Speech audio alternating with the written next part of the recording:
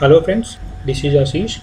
Welcome to all of you on my YouTube channel and PHP tutorial in English series. If you wanna check PHP tutorial in Hindi, you can check the description. And in this video and upcoming videos, we will learn about PHP from beginning and core, advanced, and whole syllabus. And we will also do some multiple projects like a CMS, content management system, as like WordPress. We will develop a blog website on CMS, and we will also make a CRUD application where we can create data, delete data, and manipulate the data, by which you can get the idea about PHP how it works on the backend. And we will also develop a e-commerce website. So let's begin the video. What is the PHP and history introduction? PHP was developed by Cosmos Lerdo in 1994 for managing their online resume and their online personal information, and it was named at that time, it was named personal homepage, which is PHP, and after later it renamed as hypertext preprocessor. It was published publicly for public use in 1995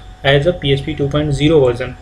It also rebuilt in 1997 by two programmers named Zeus and Andy Gottman. It is a general purpose language which is easily to understand, easily to learn, and by using PHP you can develop a GUI, graphical user interface application, hacking tools, several websites, and you can also communicate with different hardware. You can also use in IO based project, which is booming. It is open source. Basically open source is where for the software you need not to spend money, you need not to purchase the application. If you will visit on the official website of PHP, you can easily download without any expense, without any cost.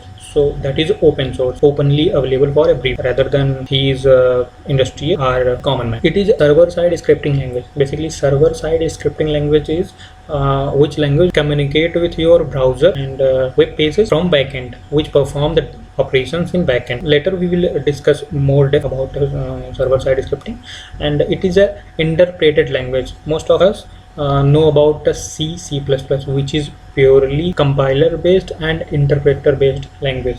In compiler, the whole program, whole code will compile at a time and trace the errors, but in interpreter the program will execute line by line and generate the output. It will pass the data at the runtime. You can track the error at the runtime.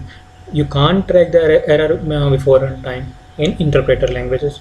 And it is generated static as well as dynamic web pages. Static means if you have some data in your web page and you want to display as it is, then you can also use PHP for that. And if you have a dynamic web page means if you are communicating with multiple hardware like IoT, you are getting some data from multiple sensors like weather information, and then you can also render that, store that data in server and render also, because that weather data will change continuous and that will also reflect on your website.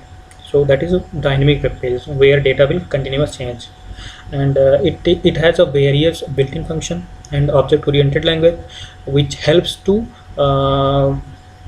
use inheritance or polymorphism structures, many more things, which allow to develop your website easily and reuse the code, by which you can save your time and effort also.